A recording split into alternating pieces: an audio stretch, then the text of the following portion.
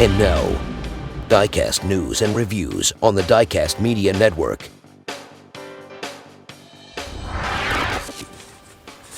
Hey there folks, Chuck here, and oh boy, it is time. I have waited over a year for this vehicle to come available ever since I saw Brendan's design showing up as a prototype, and it is finally here. But it comes with a bit of a caveat because I've heard there were possibly some quality control issues on this. And yes, I did pick up two of them.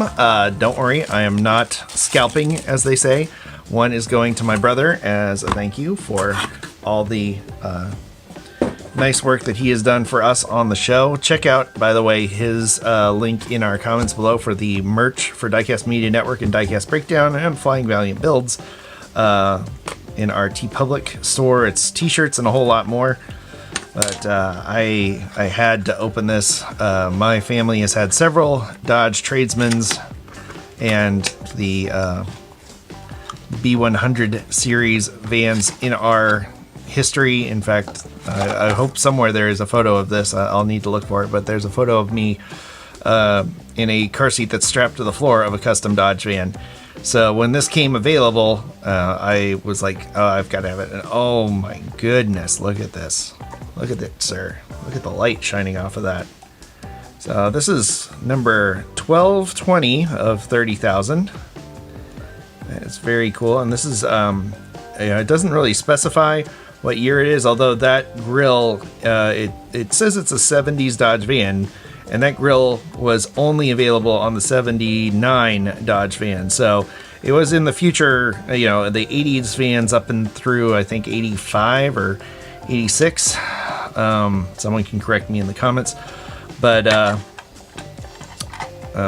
if we're saying this is a 70s van, then it can only be a 79, which is very cool. I think my dad had a 71, we had a 72, we had a 92 was the last one that we had before my dad switched to caravans. But we had caravans too. We had an 85 caravan, and that was at the time it was the vehicle of the future. It's funny, the original marketing and stuff for those old caravans and Voyagers, you should go back and look at them, how everybody thought these were going to be like the way of the future, and that they were even going to play into the custom van culture. So the good news is, so far so good. I like the secureness of these cases, but it's terrifying to open them because you're going to either break the tab or send your van flying. Okay, look at that. Okay, so there's a little schmutz there. Let's see, I'm sure let's get a little squeaky guy.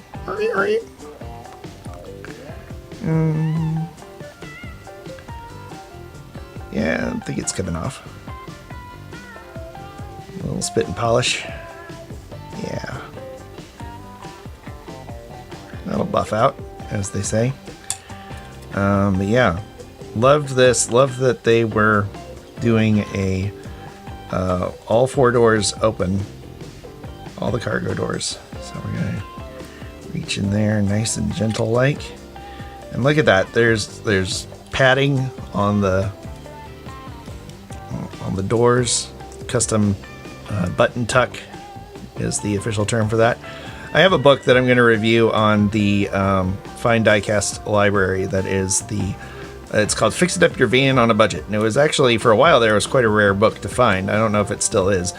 But I found it in a used bookstore, and it is hilarious. It is a time capsule of another era. Oh, I love this. There's like a rug on the floor in there. You got the purple couch, more button tuck in there. But this was, my dad's scene growing up. He was a custom vanner.